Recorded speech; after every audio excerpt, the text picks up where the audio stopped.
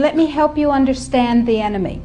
And let me assure you that absolutely nothing that I'm going to tell you is exaggerated, is interpolated, or is imagined. Everything I'm going to tell you is documented. Let me back up and tell you that I've been watching Codex come toward us for about the last decade. And I've been watching the votes in Congress, which, God help us, is our bastion of support and protection against Codex, and I'll explain why that is. I've been watching the votes to protect our health freedom dwindle until finally in the 109th Congress, without a good deal of activity, we didn't have the votes to protect us. I've been watching Codex accelerate, and I've been watching it expand, and I've been getting more and more troubled. Let me give you a brief rundown of Codex then. After the Second World War, the Nuremberg tribunals were held, in which people who had committed crimes against humanity were judged by the world community in a court run by the United States and Britain, and they were sentenced to terms in prison if they were found guilty of crimes against humanity. One of the people found guilty of crimes against humanity was the president of a huge industrial megalith called I.G. Farben. I.G. Farben produced the gas used in the gas chambers, Cyclone B. They produced the steel for the death camps and the railroad lines. They produced the munitions, they produced chemicals, they produced all kinds of stuff. They produced pharmaceuticals. Big pharmaceutical company. So the president of I.G. Farben was convicted of crimes against humanity. Now, he's a sort of artistic fellow and creative. He was the one who was responsible for the slogan that people saw as they entered Auschwitz, usually for the last time. Arbeit macht frei. Work brings freedom. Creative sort of fellow. So he was sitting in jail and he said, well, that didn't work. What else can we do? I've got it. Food. He who controls food controls the world. So when he got out of jail, he went to his UN buddies and he said, have I got an idea for you? If we take over food worldwide, we have power worldwide. And his UN buddies said, cool idea. And so they created a trade commission. That's a very important pair of words, a trade commission called the Codex Alimentarius Commission. It is not a public health commission. It is not a consumer protection commission. It is a trade commission. Trade is about what? Money. Business. Trade is about profit. Well, they said in 1962, we're going to work toward total global implementation of Codex Alimentarius on December 31st, 2009. Long term. And they set up a bunch of committees on fish and fishery, fats and oil, fruits and vegetables, ground nuts, nutrition and foods for special dietary uses, and so on. There are currently about 27 Codex committee. There are regional organizations, there are task forces, and so on. So it's a huge bureaucratic monstrosity. It's immense. Codex has promulgated well over 4,000 guidelines, standards, and regulations on everything which can legally be put into your mouth, with the exception of pharmaceuticals. They are not part of Codex. Important. Now, Codex standards have no legal weight whatsoever. Zero. So who cares about them? They're just standards. So we're talking about an industry-dominated, regulation-setting organization, but if it has no legal standing, who cares, right? Here's the history of Codex Alimentarius before 1962. The Austro-Hungarian Empire said, we need rules by which the courts can rule on cases involving food. So we'll have regulations and rules that the courts will enforce.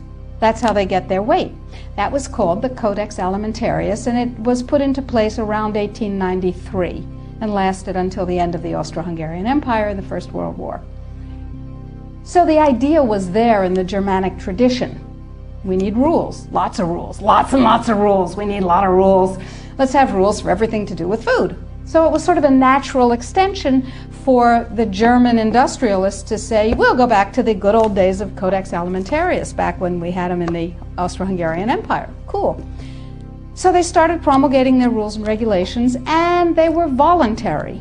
They were sort of guidelines. Now, Codex Alimentarius Commission is administered by the World Health Organization, WHO, and the FAO, the Food and Agriculture Organization. They fund Codex and they run it at the request of the UN. So they're mommy and daddy to Codex Alimentarius. And that's very interesting because they're supposed to be about health and food worldwide.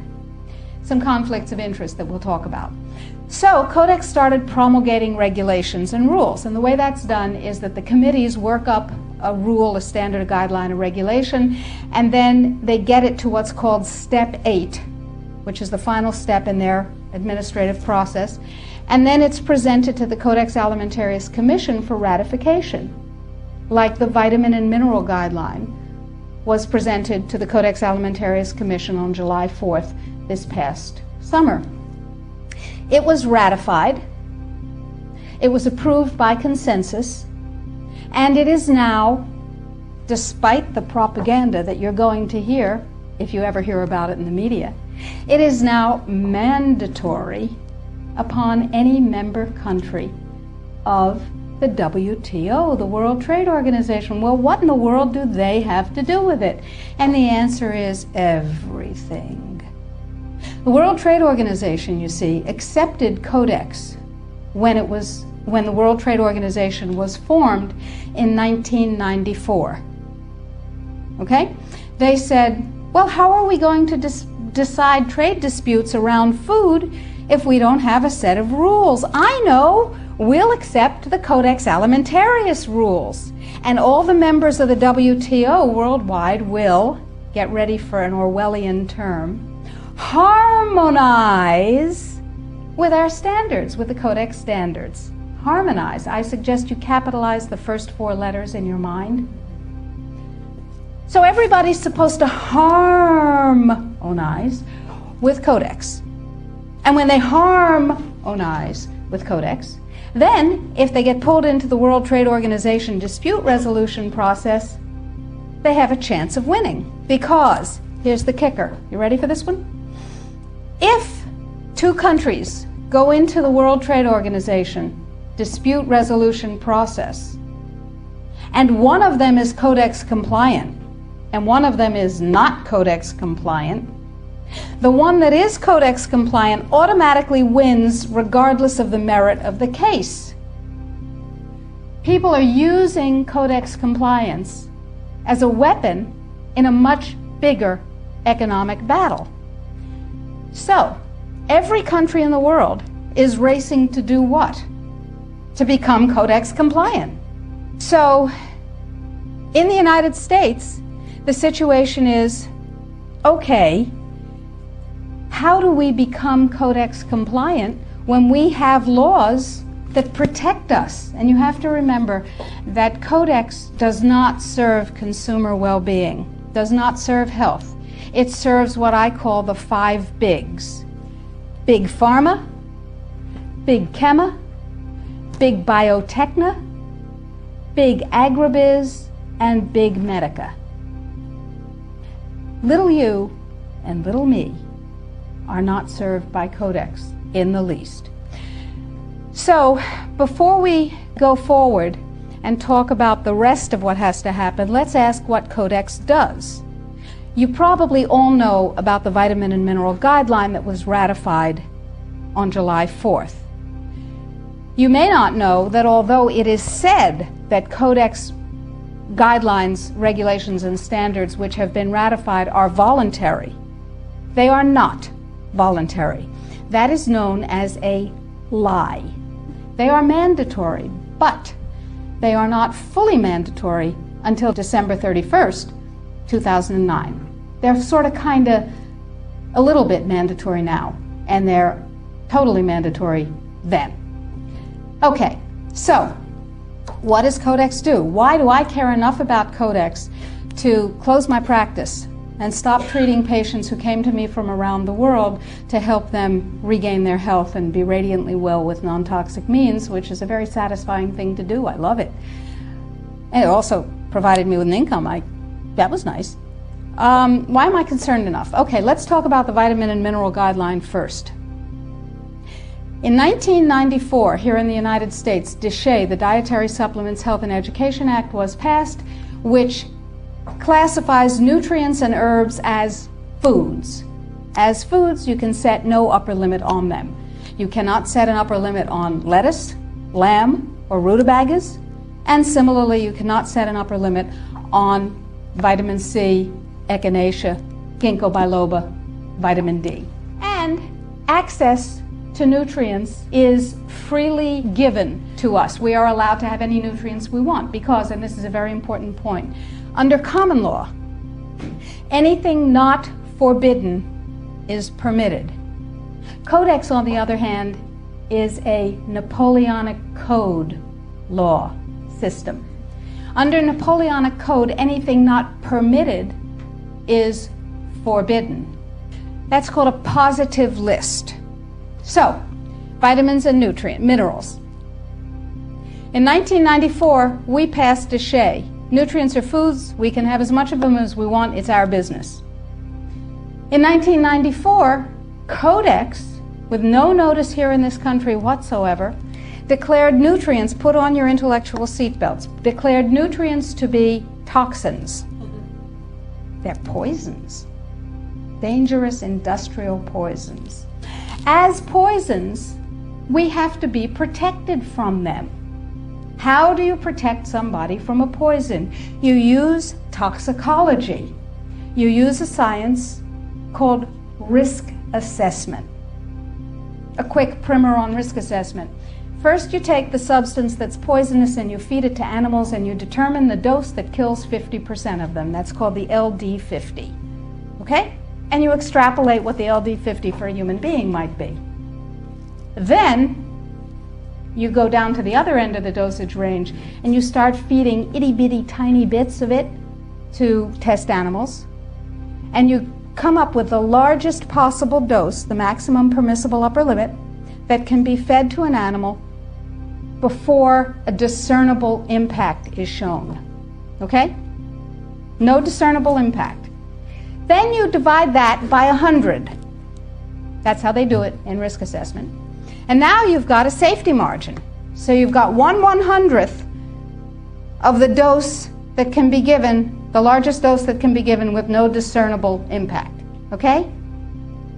Nutrients under Codex not only are limited to those nutrients on the positive list, and we anticipate there will be 18 of them, and they do not include CoQ10, glucosamine, chondroitin sulfate. They do include fluoride,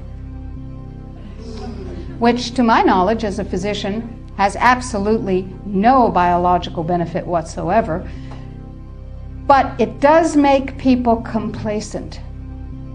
Fluoride was first used in the Gulag because it was discovered that prisoners who were fed fluoridated water were complacent and you could do anything you wanted to them. They were easy to manage. So you have 18 nutrients, you have itty-bitty, teeny-weeny, little-bitty doses that are determined scientifically to have no effect on any human being. Now, in this country, we have a problem. We have DSHEA. We got to get rid of DSHEA in order to harmonize with Codex. That part of Codex, anyway. So how do we get rid of DSHEA? We attack it legislatively, of course. And there are 5, count them, 5 bills currently before Congress designed to overturn, gut, invalidate, and otherwise get rid of DSHEA. Because once DSHEA is gone, we can harmonize with a vitamin and mineral guideline. So what we're talking about is waking up one morning and being very surprised to find that high-potency, therapeutically effective, clinically significant nutrients are now illegal in the way that heroin is illegal. Not available with a prescription, illegal. If these nutrients have any impact on the human body, they are illegal. That's just the vitamin and mineral guideline. Let's talk about milk. We have recombinant bovine growth hormone, and now we can choose milk with it or milk without it, butter with it, butter without it, right? Not under Codex, because under Codex, every dairy cow on the planet must be treated with Monsanto's recombinant bovine growth hormone. Furthermore, under Codex, every animal used for food on the planet, whether it has fins, feet, or feathers, every animal on the planet must be treated with subclinical antibiotics. Must be treated with subclinical antibiotics and must be treated with exogenous growth hormones. Codex requires, mandates that all food be irradiated unless it's eaten locally and raw. All food, including organic food, of course. So is it organic afterwards? Well, of course, the organic standards are incredibly low.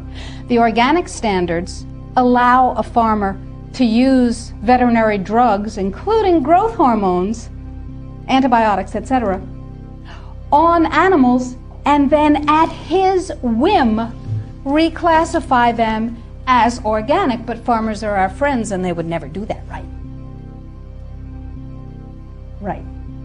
Codex sets limits for the dangerous industrial chemicals that you can have in your food.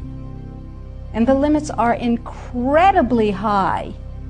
Go to Codex Alimentarius, do a Google search, and look, there are drop-down menus at the top of the official Codex page. Look at the toxins and the veterinary chemicals and the levels that are set. They are terrifying to me. Terrifying. The names of the chemicals that are permitted and the amounts of the chemicals that are permitted are terrifying to me. Why am I terrified? Well, perhaps I'm just a cowardly person. It's possible. Think about this. In 2001, 176 countries, including the United States, got together and they said there are 12 really bad organic chemicals. They're called POPs, persistent organic pollutants. There are a lot of them, but there are 12 that are so bad that nobody could disagree that those 12 POPs had to be banned worldwide. 9 of the 12 worst organic chemicals known are pesticides, not surprisingly, because they kill things.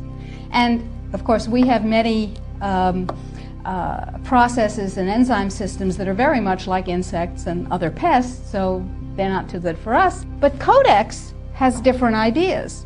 Codex has brought back seven of the 9 forbidden POPs that 176 countries banned worldwide. Dieldrin, aldrin, hexachlorobenzene. And the food that is imported from other countries that contains these substances cannot be stopped at our borders, because otherwise it would be, God forbid, a trade violation. That's how Codex works. Codex, according to the World Trade Organization and the Food and Agriculture Organization joint projections, now, I didn't make this up, will die from the preventable diseases of undernutrition. Cancer, the single most profitable condition ever known to humankind. Cardiovascular disease, a good second. Diabetes, pretty good producer, and a whole host of other preventable diseases. Who will die? Who knows? Who will live? Probably those people who are wealthy enough and powerful enough to have their own pushers of clean food and nutrients. That's who will live. You and I? Probably not. Our children? Probably not. Our grandchildren? Probably not. So we're talking about food regulations that are in fact the legalization of mandated toxicity and undernutrition. It will be illegal if there's a famine in, wherever there's a famine, to ship high nutrient density biscuits to that country, and it will be illegal to distribute them. That's what we're talking about. Codex is big and it's bad, but it's not invulnerable. So the point is that we have to protect ourselves, and I believe that we have to regain global leadership, which we have lost, surrendered, squandered, sold. The way you get a treaty to be a real treaty is to have it ratified by a 2/3 majority of the Senate. And the way we got into the WTO was they passed a law allowing Bill Clinton to fast-track us into the WTO. That's not a treaty. We're not in the WTO. Now, that's a piece of the battle. We will tell George, but I don't think he's going to be relevant by the time we tell him. So that's a piece of it, but that's not going to save our lives right now, because do you know, picture in your mind a wasp or a bee trap where the insect voluntarily goes down the funnel and then can't get up out of the trap again? That's Codex. A regular law can be overturned, it can be repealed, it can be corrected by another piece of legislation. But once we become Codex compliant in any area, as long as we're members of the WTO, it can never be repealed, because we have lost the sovereignty to become un-Codex compliant as long as we're in the WTO. So it's like going down that funnel and not being able to get up out of it. So it's very important that we make sure that we do not become Codex compliant. But then we'll be hit with all those big trade sanctions and the country will be destroyed economically, right? No. Remember surprise? One of the principles of war? Remember mass, where you take your strength and put it against the enemy's weakness? Well, here's what we've done. We have a team of lawyers who have spent hundreds of hours with us pro bono. These are good guy lawyers. These two gentlemen and we have spent hundreds of hours studying Codex, understanding its weaknesses, a lot of weaknesses, and constructing a strategy which will take the sucker down. But I need you. You are people that other people come to for information about safe, healthy food and nutrients. You are ready-made dissemination points. You are the 1,000 million, 100 million points of light. Here's what is happening. Every country in the world has to be Codex compliant in order not to get hit by WTO trade sanctions, as I told you, if they're members of Codex in the WTO. And there are a few countries that are not, but I guarantee you they're not of any major significance. So, the question is, what does Codex compliance mean? Well, most people, most countries, most legislators believe that it means they have to adopt as their national standard on that particular subject what Codex ratified. But that's not the case any more than we're in the WTO. That's not the case either. What it means is that the format, the issues, and the subjects covered by a Codex guideline standard or regulation have to be addressed in the country's guideline, standard, or regulation on the same topic.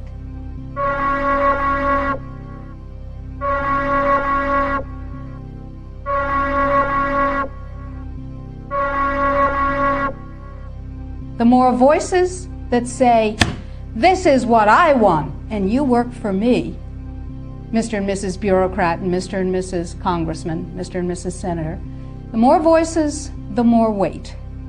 Anybody here have a dog? Okay. Dog owners know that you ask a dog to heel, sit, down, stay. That's Codex in this country and worldwide. Because the more people who are in Codex coma, the less trouble they have getting this through. So the NNFA, anybody here ever heard of the NNFA? Everybody's heard of the NNFA. Did you know that the members of the NNFA are not just health food stores and manufacturers, but include companies with names you may have heard? Pfizer, Merck, Monsanto, Bayer, BASF, Archer Daniels Midland, Chemet, Eastman Chemical, I could go on, GlaxoSmithKline Wellcome, Wyeth Arrest, you get the idea. Why? Because after DSHEA was passed and the nutrient business burgeoned, the pharmaceutical folks said, and they're not dumb, said there's gold in them thar pills. And they bought the means of production of many, many, many companies, and they bought the companies themselves. So they're in the nutrient business. What better way to kill the nutrient business, which is not nearly as profitable as the toxic chemical drug business, than to take it over? Works every time, right? CRN. Anybody here know about CRN? Council for Responsible Nutrition. Same members. They have lots of multi-level marketing companies. Same members. Okay? And they're serving their members' needs. They're saying, CRN is saying, yay, Codex is coming, it's going to protect us from those dangerous vitamins and minerals and herbs. And CRN is saying, go to sleep, lullaby, and good night, everything's fine. And they use a report that they commissioned at a reputed cost of $800,000. A report Sidley, Austin, Brown, and Root, a law firm in Washington, wrote a report for them. And it said, lullaby and good night, everything's fine. It won't have an impact on the United States, everything's fine. Sidley, Austin, Brown, and Root has one major client whose name you might know, Merck. Now, it's entirely possible that NNFA just did a spectacularly bad job of due diligence, or not. Anyway, the report says everything's fine, everything's dandy, no problem, we've got DSHEA. Yeah, sure we do. Every email, fax, and phone call counts as 13,000 constituent opinions. They figure that if you write a letter or send an email, there are 12,999 lazy lunks who can't bother to get to the computer terminal to do the same thing, but they feel the way you do. Interesting. That's power, my friends. That's power. That's 13,000 to 1. So suppose we have 1 million people. Suppose we have 10 million people. Suppose we have 100 million people saying, don't you dare. Now, Congress has one rule above all others. Anybody know what it is? Get reelected. That's the primary rule, the prime directive, as Isaac Asimov would have called it. The prime directive is to get reelected. Now, DSHEA was passed, you may remember, by unanimous congressional consent. Was that because one morning all members of Congress woke up and said, I see the light. Nutrients are better than drugs. No, they said, oh, if I don't go along with this, I'll never be reelected to anything. You remember critical mass. Remember, we were out on the streets and we were up on our hind legs and we were making noise and we were rallying and we were writing letters and we said, don't you dare. take away my health freedom. Remember? And we won. Except we got fat, dumb, and lazy and stopped protecting ourselves. So now we're in the same place again. Except it's all food instead of just nutrients. I believe in your right to not be forced to eat foods that have been processed that way more than I believe in those technologies. I will take this on. And we have large numbers of others who actually never heard of Codex before we told them about it. Never heard of Codex. We have called every health legislative aide in Congress, and we have said, what's your congressman's position on Codex? And they've said, bah. We have spoken to the trade legislative assistants. We've said, what's your congressman's position on Codex? And they've said, on what? They don't know. We had a congressional briefing set up on the 20th of September. I was going to address Congress, tell them about it. I thought that was cool. 10 days before, it became a briefing on something else. Another freedom click. You need to write to Congress on the site and tell them that they need a congressional briefing, by God, and tell them you want me to brief them. They don't know. They've never heard of it any more than the general public has heard of it. Gee, how'd that happen? Who knows? Every negative part of Codex can be overturned by a guideline, a regulation, or a standard that is positive. So we need your help, because the United States leadership in this guideline and all the positive guidelines to follow is what's going to literally save the population of the planet and save your jobs and your children and your families and mine. Thank you.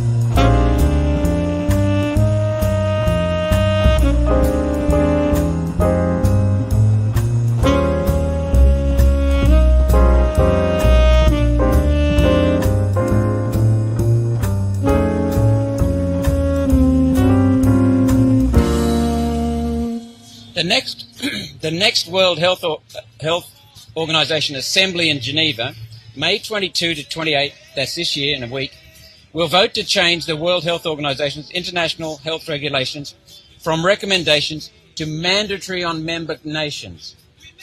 Australia is a member. If the vote is successful, Australia will then be faced with passing legislation through federal parliament to make it law. So they can't do anything without passing it through our federal parliament, okay, because our constitution still prevails. The Liberal Nationals have already expressed support, so expect our globalist uniparty, that's the Liberals, the Nationals and the Labor, they all work together, to wave these measures through. Only one nation will be in opposition. World Health Organization regulations, just imagine that, this international body outside our country can make regulations, are a comprehensive guidebook to implement even worse restrictions than Australia suffered during COVID-19, including compulsory testing, compulsory arrest and transport to quarantine centres, and forced vaccinations. This will keep going as long as the UN's World Health Organization requires, with no appeal, no transparency, no exceptions. The police and armed forces have already demonstrated their support for these measures during COVID. One Nation strongly opposes the ceding of our sovereignty to unelected, unrepresentative foreign bureaucrats with a long history of corruption, fraud, deceit and incompetence. Senior UN officers, I've done my own research on this over the last 10, 12 years, senior UN officers have confessed to a desire to implement global governance for global control. They've admitted it. The government should never have the power to force a medical procedure without your consent. What do you think, Michelle? Cecil? Oh, this is ludicrous. This is just another demonstration of them taking our freedoms of rights away, our body autonomy, and doing this so blatantly behind our back right before an election. How convenient.